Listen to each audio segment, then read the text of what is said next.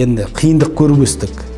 Совет Союз уақыты көп балалы отбасымыз, мұсылман адам бұлай болу керек деп айта алмады. Дін деген өтірік, жалған, сондай саясат болды, сондай идеология болды. Жауапкершілігі мол адам нағыз еркек.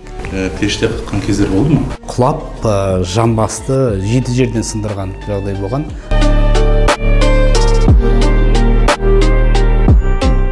Аса қамқор, ерекше мейірімді Алланың атымен бастаймыз. Ассалаумағалейкум, құрметті көрермендер. Бүгінгі біздің Сіз жайлы бағдарламасының қонағы Қазақстан мұсылмандар діни басқармасының төрағасының орынбасары Наиб Муфти Оңғаров Ершат Ағыбайұлы. Ассалаумағалейкум, қажеке, қош келдіңіз. Қош көрдік, рахмет. Жалпы сізді шақырған барлық бағдарламаларда сізден тек қана дін жайлы сұрайтын сөзсіз, себебі сіздің дін жолына сіңірген ерең еңбегіңізді барша қазақ елі, ислам танушылардың баршасы біледі. Енді бүгін біз сізден дін жайлы сұрамаймыз, бүгін біз сізден сіз жайлы сұрау үшін шақырдық. Онда бірден әуелгі сұраққа көшсек. Өскен өміріңіз, өнген ортаңыз, өз отбасыңыз жайлы қысқаша айтып өтсеңіз. Аса қамқор, ерекше мейірімді Алланың атымен бастаймын. Енді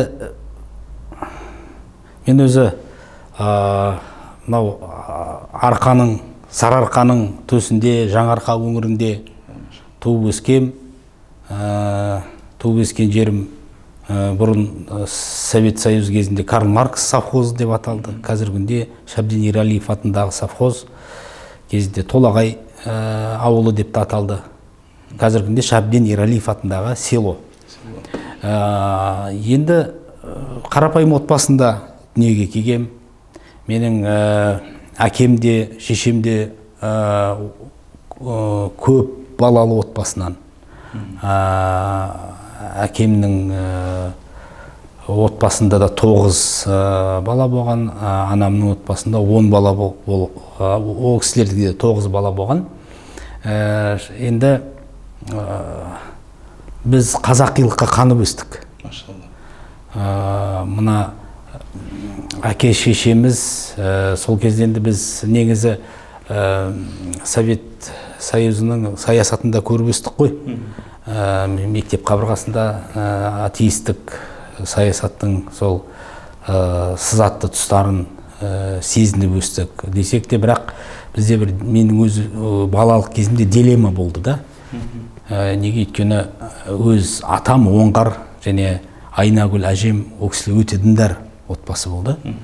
Намазын қазағымайтын. 6 жасымда қайтыс болып кетті атам. Атам алдына отырып әңгімесін таған қатты жақсы көретін. Сол жаңағы имани әңгімеге құлағым қанып өсті. Кейін ол кісі қайтыс болғаннан кейін мен нағашы ата әжеме көп баратын болдым. Тіпті бастауыш мектепті сол кісілердің қолында оқыдым. Ол кісілер де өте иманды, сол 5 уақыт намазын қазағымайтын, сонда иманды кісілер еді. Бірақ ол кісілер исламды үйретіп, мұсылман адам бұлай болу керек деп айта алмады. Сол кездегі саясаттың несінен. Бірақ көзіміз көріп өсті. Ал мектепте болса, енді қазіргі күнде жастарға түсіну қиын оны. Мектепте Құдай жоқ, дін деген өтірік, жалған, сондай саясат болды, сондай идеология болды. Жаңағы дилеммада болдым деген сол. Мектепте бір нәрсені айтады, үйге келесін, басқа нәрсе естейсің. Осындай ортада өстім. Машалла.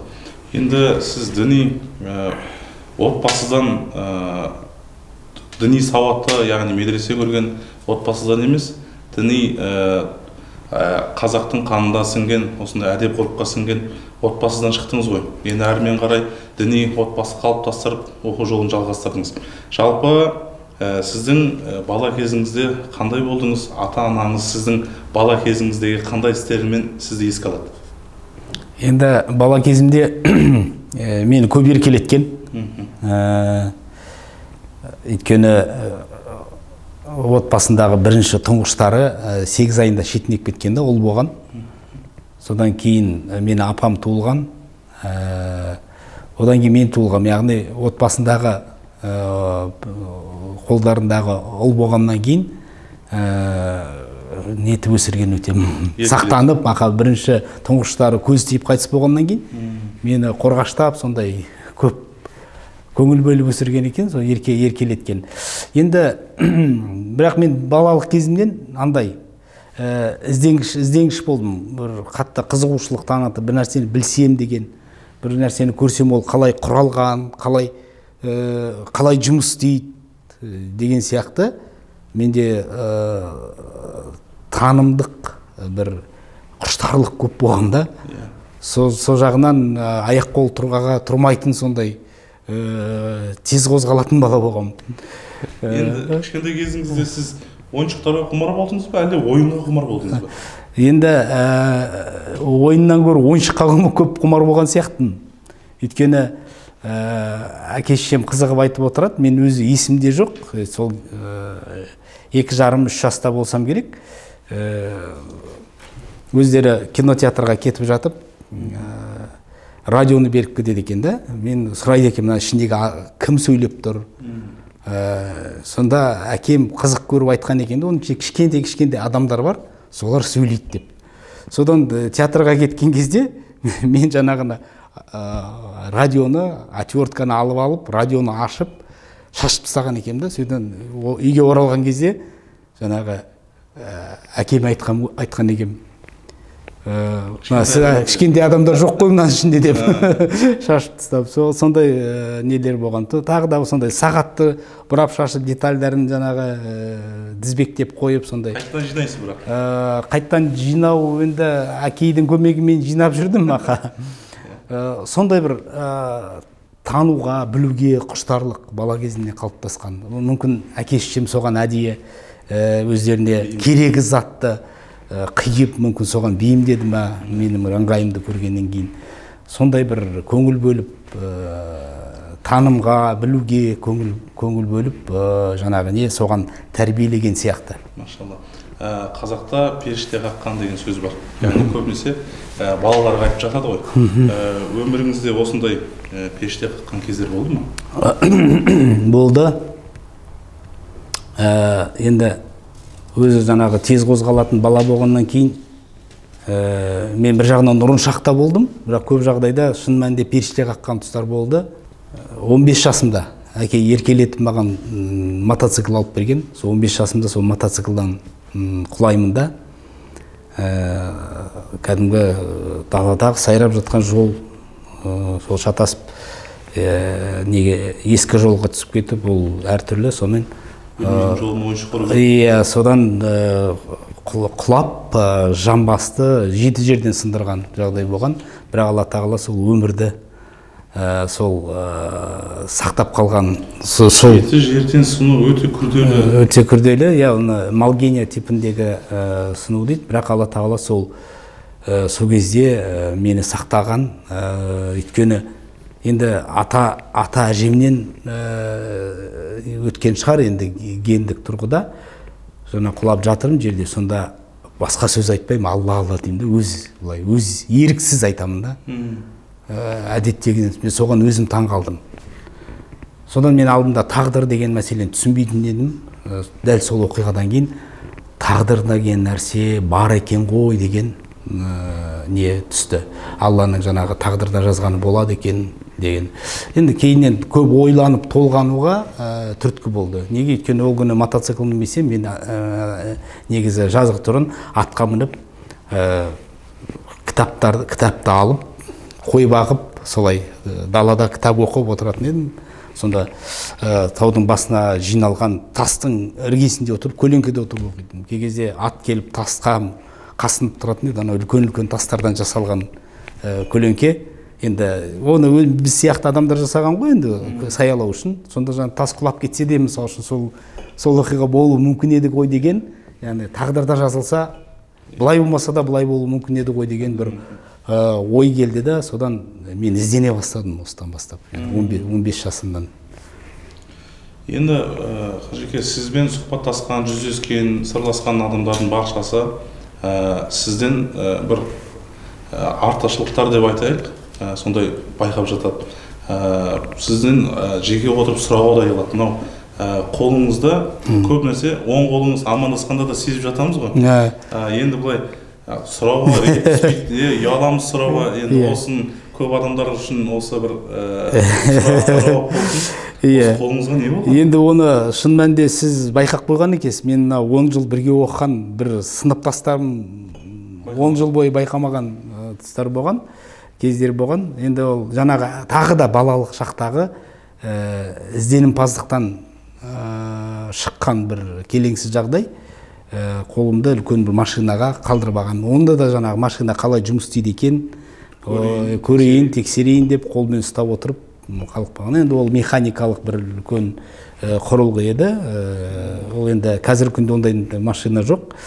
Ол жаңағы скважинадан помпа арқылы шығаратын құрылғы, станок. Соның үлкен шестеренкалары бар. Соны ана шестеренка қалай айналады, қалай кіреді, соны қарап отырып, баламын ғой, 5,5 жасымда қалдырып алғам.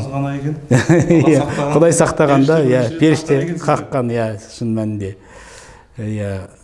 Кейіннен түсініп жатырмыз ғой, Алла Тағала елшісі Мұхаммад саллаллаху алейхи ва саллям айтқан ғой, мұсылманның ісіне қайран қаламын. Егер бір жақсылық жетсе, Аллаға шүкір етеді, егер бір қайғы жетсе, онда да шүкір етеді, одан да жаман қайғы жетпегенде деп. Әкелі бала жау жүрек дейді. Әкеңіздің қандай өсиетін, өмірлік қағида айттыңыз? Әкемнің бір сөзі әрдайым санамда айтады, балам, егер бір істі бастасаң, оны түбіне жеткізіп, жетер жеріне жеткізіп істеу керек деп. Не қандай іс бастасаң да, оны соңына жеткізу керек деп. Кейіннен осы исламды оқыған кезде мен ол пайғамбар алейхиссалату вассаламның өсиетінен осы сөз тапқанда мен қатты қуандым.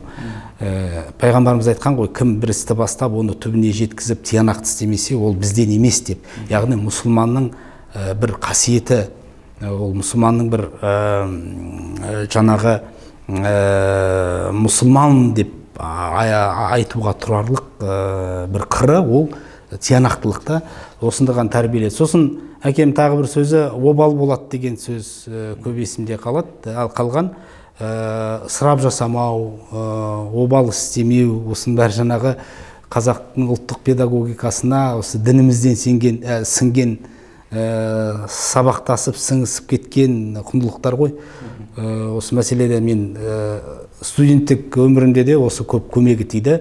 Мысалы үшін мен оқуға кетіп бара жатқанда айтады, оны оқимын, ізденемін деген адам, студент көп киноға көп бармайды, мороженыйды көп жемейді деп.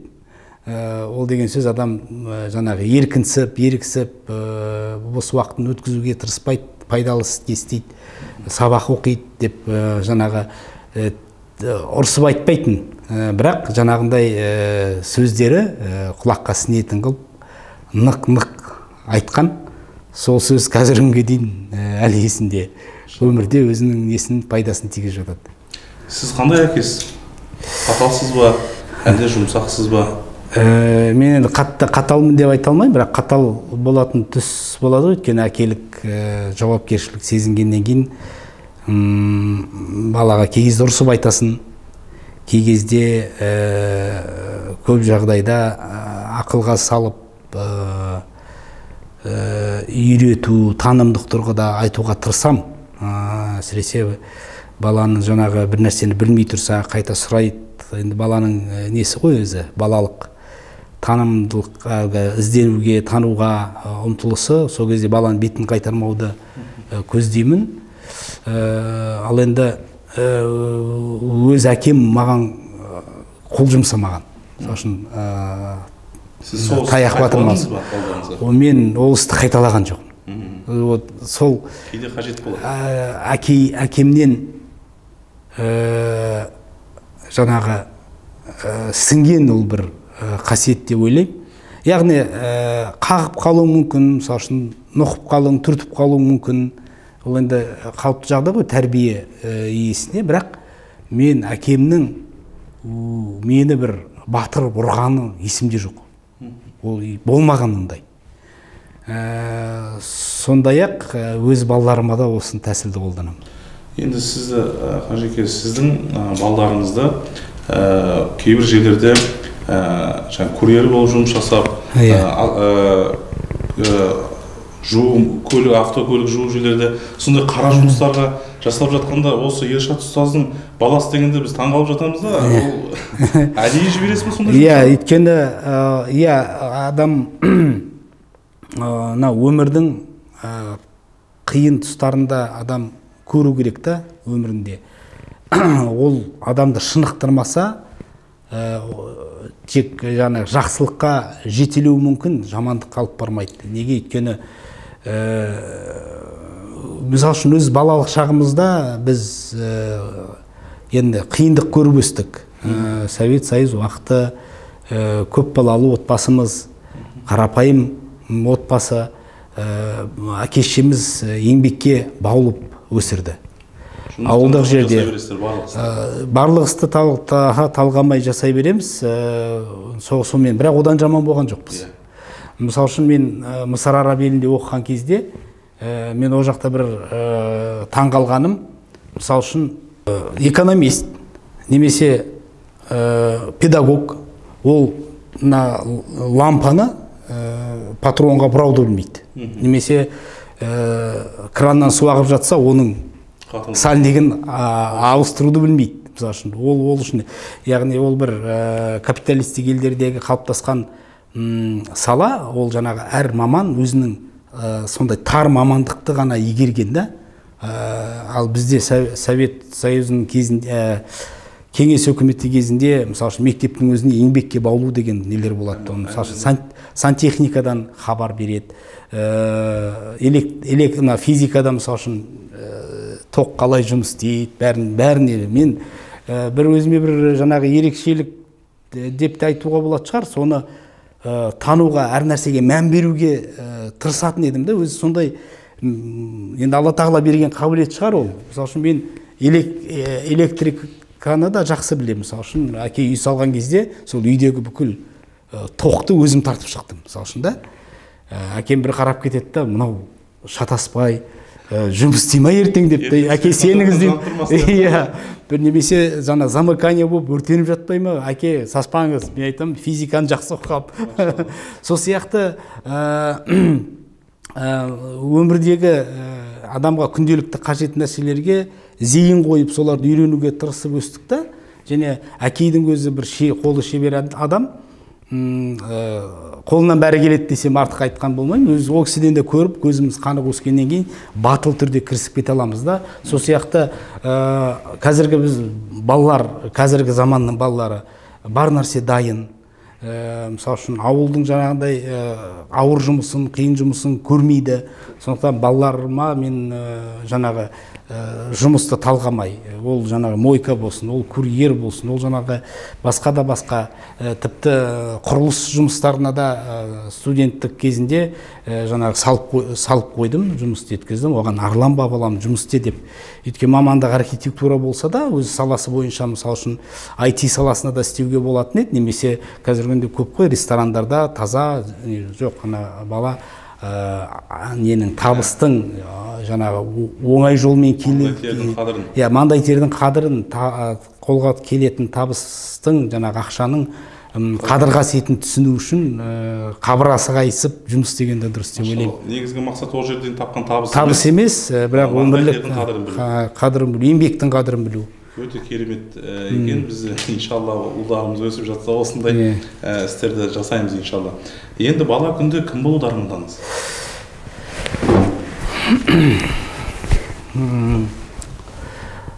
Бала күнімде мен енді инженер болам ба деп армандағам.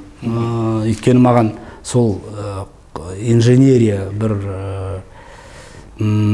техника, технология, сол жағы тіпті сол кездерде өте актуалды, өзекті профессия не болды? Ол электротехникаға, радиотехника, солардың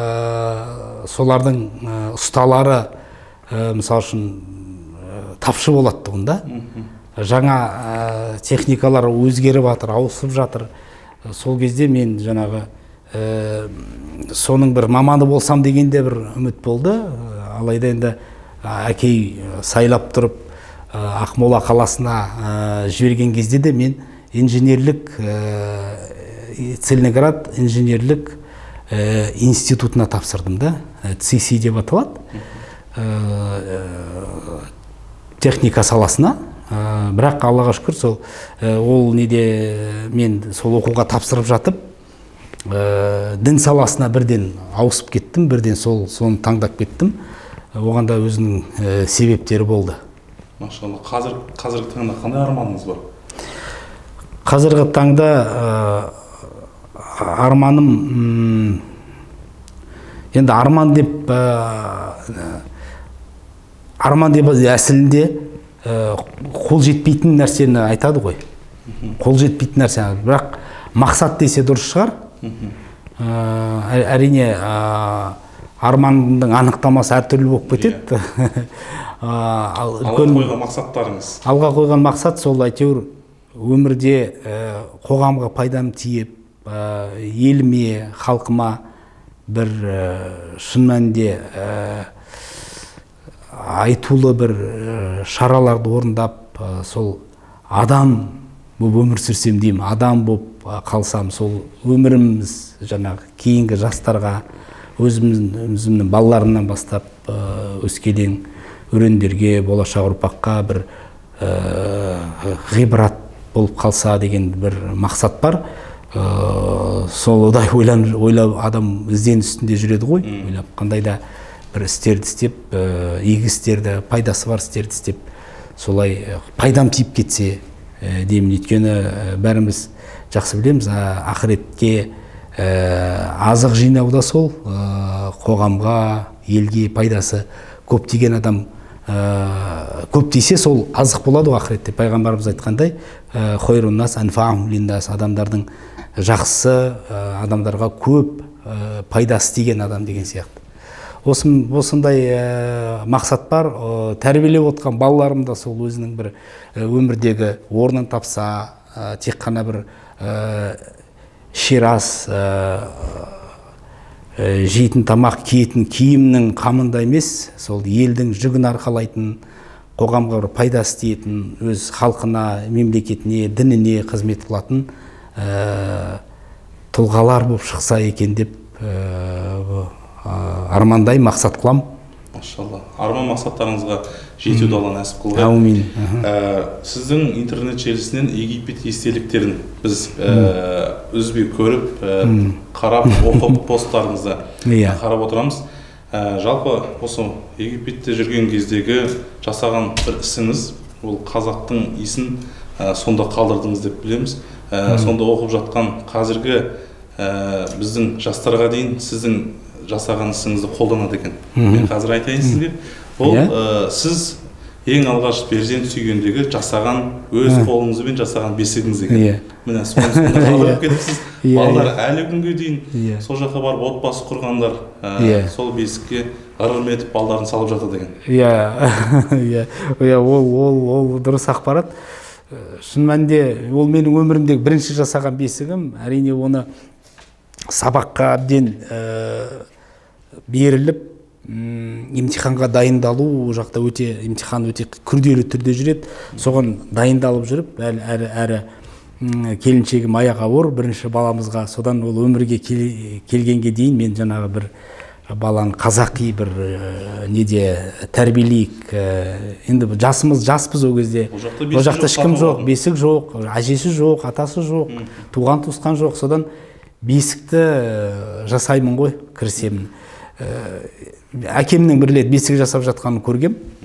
Бірақ жаңағы бесікті өте бір әдемі деңгейде жасадым. Енді сол кезде шегені қолданбай, ағашты бір-біріне ойып кіргізіп, өру арқылы. Солдан кейін жаңағы бесікті өте сапалы қылып жасауға тырыстым. Келіншегім оған жаңағы жабдықтарын тікті. Өзі жаңа материалдар алып, мақтан алып, матрастарын бәрін түбегін жасап, сүйектен шүмек жасап, кәдімгідей. Оны бұрын жасап көрмеген, бірақ көзім көрген нәрсені жаңағы сол істеуге практикада сонда қолдандым. Кейіннен дұрыс айтасыз, кетер кезде қырғыз қазаққа пайдасы тисін деп жана арнап кеттім. Машалла. Сізде асыл азаматтар көп болсын. Міне құрметті көрермендер, бесік жасамасақ та кішкене қамшы жасауды да үйренейік. Жүрген жерімізде қазақтың қолтаңбасын қалдыра жүрейік. Қажеке, жалпы нағыз еркек деген қандай болу керек? Нағыз еркек, мен айтар едім, жауапкершілігі мол еркек. Жауапкершілігі мол адам нағыз еркек. Ол Алла алдындағы жауапкершілігін сезіну, ол өзінің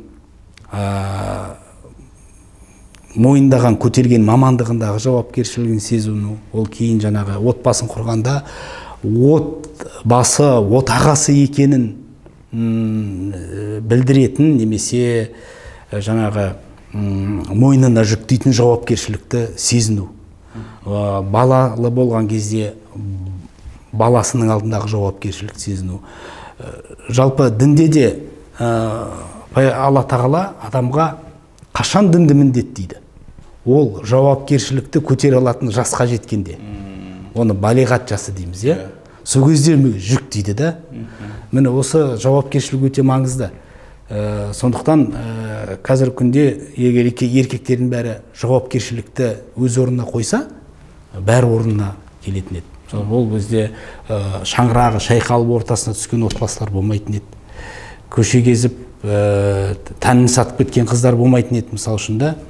Немесе еркелеп ата-анасының мойнына аяғын салып ұратып мініп алған ұлдар болмайтын еді.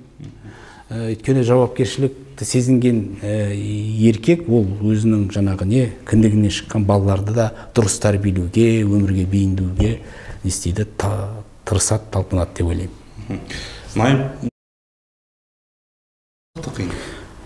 Жауапкершілігі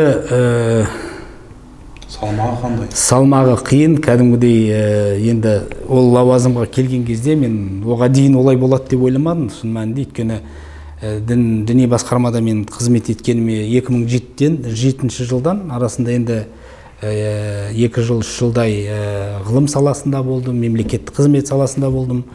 Бірақ өзімді енді есептеймін, осы дін саласында қызмет етіп келе жатқаным бір тұтас деп. Сол діни басқармада бір бөлім басшысы болып қызмет етіп жүрдім. Мысалы үшін бір ғана салаға жауапты да, мысалы үшін. Ал енді найб муфтиділік лауазым әрине үлкен көптеген жауапкершілікті жүктейді. Жауапкершіліктің салмағы сондай, мысалы үшін түн ұйқың 4 бөлініп, оянып кеткенде де есіңе түсіп, жаңағы ертең қалай болады екен, жұмысты қалай үйлестіру керек, дінімізге бір дағы жағылып қалмас екен, кір жағылып қалмас екен, қоғамда мұсылманның айнасы болып жүрген имамдарға бір имамдар келеңсіз жағдайға түсіп қалмас екен, дұрыс жүрсе екен, осы қоғамды дұрыс бағытқа бастап жүретін осы дін қызметкерлері әрдайым Алланың хақ жолыменен дұрыс жауапкершілікпен жұмыстарын атқарса екен деген әрдайым бір не тұрады, жүк тұрады. Соны ойлау тұрады, уайымдау тұрады. Жауапкершілік осы. Сөзбен айтып жеткізу мүмкін емес. Қиын енді, оны қысқа уақыттың ішінде айтып жеткізу қиын шығар, бірақ енді қазіргі күнде мен діни басқармада 10 саласына куратормын. Сол 10 саланың тек қана 10 салаға куратормын екенмін деп, ол саланы ғана ойлап жүру, сол саланы ғана жаңағы жүргізу дұрыс емес әрине. Жалпы тұтас діни басқарманың жұмысының, кез келген жұмысына жауапкершілікпен қарауға тырысамын. Машалла. Алла разы болсын сіздерге. Алла күш қуат берсін. Осы жұмыс барысында жоқ деп айта алмай қалатын сәттер көп бола ма? Болады әрине. Өміріңізде ұмытылмас бір сәтке тоқталсаңыз. Қызықты сәт деп айтамын. Қызықты сәт, мен енді қазір есіме түсіп отқаны, қазір жағдайдан шығып отыр. Қазір мысалы үшін елде қуаңшылық, жаңбыр көп жерлерде жоқ. Мал қырылып жатыр. Қазақтың ата кәсібі сол 4 түлік малды бағу ғой. Қазір күнде ауылдық жерлерде қиналып жатыр. қуаншылық, жаңбыр жоқ. Бірде мынандай оқиға болды, осындай бір 15-ші жыл ау деймін, жаз қиын болды, көктем шықпай жатып, шөп құрғақ қалды, жаңбыр жоқ. Сондай кезде әке айтты, жаңарқада сондай омыртқа беру, қымыз мұрындық беру деген салт дәстүрлер бар. Соның қымыз мұрындық беріп жатып, енді биені сау, биені байлаған кезде Құдайға шүкір етіп, Құдай жасайды да, көрші қолаң шақырып, сол алғашқы қымыздан ауыз тигізеді. Қыстан сақтап қалған омыртқа, құйымшақтарды сол кезде пісіреді, күбіге салады деген сияқты қазақтың әдемі салты ғой. Содан әке айтты, қуаншылық болып жатыр, балам, сен міндетті түрде қатысшы. Ол кезде Астанаға келгем, жұмыс барысымен. Сол кезде мен қатыстым. Сол айтты, өйткені мына қуаншылық болып жатыр, тасаттық жасайық деп. Сол кезде көршілерді шақырып, енді әкейдің фазендасы бар, шаруашылығы. Енді бір қанша шаруашылықтың қожайындарын шақырған. Ет жеп отырып, жаңағы жағдайды көріп жатсыздар, тасаттық беру мақсатында да шақырдым деді. Сосын мен тасаттық түсіндірдім. Тасаттық деген ол бүкіл ауылдың адамдары шығып, әйел, бала-шаға, тіпті тілеуі бір ит пен мысық, ешкі, қойларды да жетектеп алып шығып, пайғамбар алейхиссалам ауылдың шетіне шығып намаз оқыған 2 ракағат. Яғни тасаттық деген сөз ол 2 ракағат намаз оқып, Алладан жаңбыр тілеу. Сөйтіп келген кісілер енді бәрі намаз оқымайды ғой, ішінде бір нағашым бар еді. Сол кісі шегіншектей берді. Сосын мен айттым, нағашы болмайды, сіз де қосылуыңыз керек. Дәретті алып, үйретіп, жаңағы кілемдерімізді, кигізді көтеріп, шеттеу шығыруға бара жатырмыз. Сол кезде кетіп бара жатып, құлағым шалып қалды. Сол қабыл болады дейсің ба, жауат дейсің ба деген сөзді де, енді күмәнмен қарады да. Намаз оқып, ақсақалдардың бәріне жеке-жеке дұға қылдырдым да, өзім дұға қылдым бәріне. Енді көп тілеуі көл ғой. 40-тың бірі қыдыр дейді қазақта. Дұға қабыл болды. Біз шай ішуге үйге кірдік, бұлт қаптай бастады. Шай ішіп шыққанша сел-сел қып жаңбыр жауды да. Бәрі қуанышпен үйге оралды. Ертесіне хабар келеді, жаңағы нағашымның шаруашылығының бір тамшы жаңбыр жаумаған да. Яғни адам бір нәрсені істесе, ықыласпен істесе, жауап дейсің ба деген кісі. Иә, жаңағы күмәнмен қараған адамның жаңа шаруашылығын кәдімгі қартаға сызылған шекарасына бойынша жаңағы көршілердің барлығына жауып кеткен жаңағы нағашымның шаруашылығының жеріне бір тамшы жаңбыр жаумаған. Сонда жаңағы адам Аллаға деген сенімі мол болу керек деп ойлаймын да. Нені істесе де адам ықыласпен істесе, бұл жерден мен жаңағы біреуді қаралау үшін айтып отқан жоқпын, бірақ ғибрат, әр нәрседе ғибрат бар ғой. Біз егер бір нәрсені Алладан сеніммен сұрасақ толық, Алла Тағала қабыл етеді. Қабыл етуші. Алла Тағала алдағы да жасайтын дұғаларыңыз қабыл болды.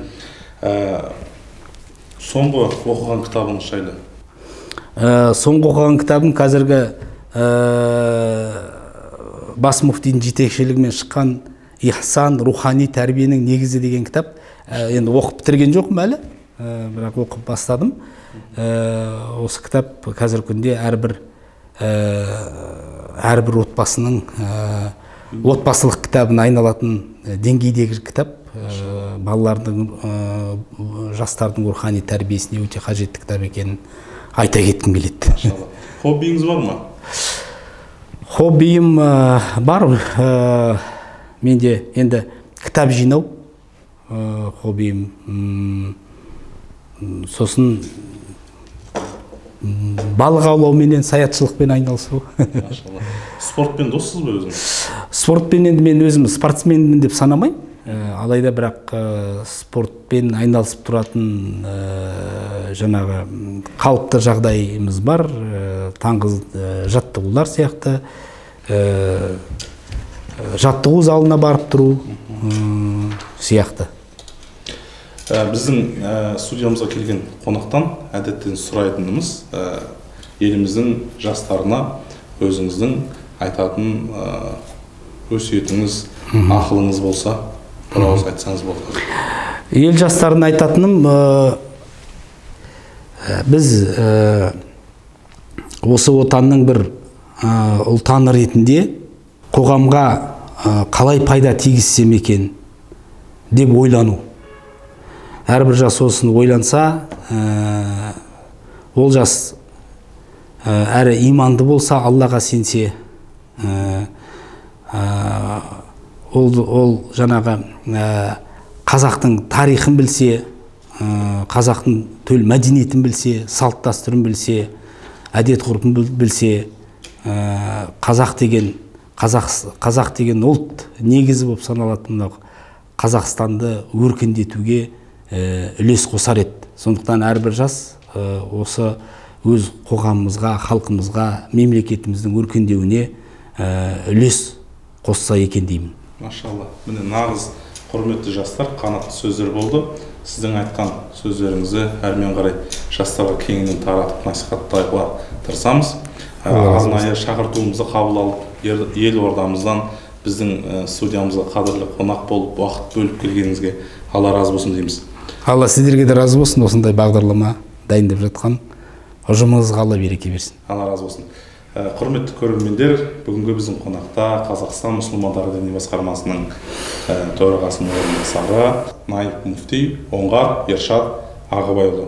Алла разы болсын дейміз. Рахмет. Сіздермен болған мен Азамат Әбдікерімұлы. Келесі бағдарламада кездескенше ассаламу алейкум.